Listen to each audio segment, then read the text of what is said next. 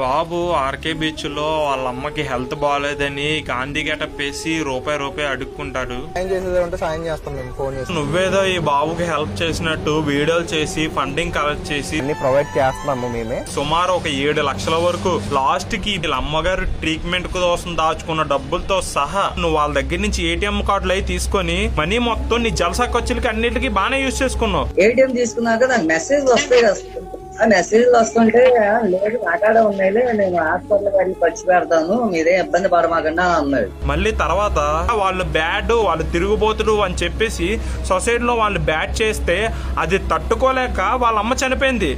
మళ్ళీ అబద్ధాలు ఆడాను నవీన్ అన్నయ్య. ఇంకా మేము ఆ దువ్వాలో తలెత్తగలేక ఇంకా మళ్ళీ ఇప్పుడు రాజమండ్రి వచ్చి ఇక్కడ ఉన్నాం సార్. గట్టిగా అడుగుతుంటే కేసు పెట్టుకోండి అంటున్నావు. ఈ రోజు వాళ్ళ అమ్మ నువ్వు తీసుకురాగలవా? ఇప్పుడు ఆ అబ్బాయి వచ్చి కేసు పెడితే నువ్వు వాళ్ళ అమ్మని తీసుకొని రాగలవా? వాళ్ళ నాన్న వికలాంగుడు, ఆ బాబు అక్కడే వెళ్ళి ఎక్కడ కేసు పెట్టుకోమంటాడు?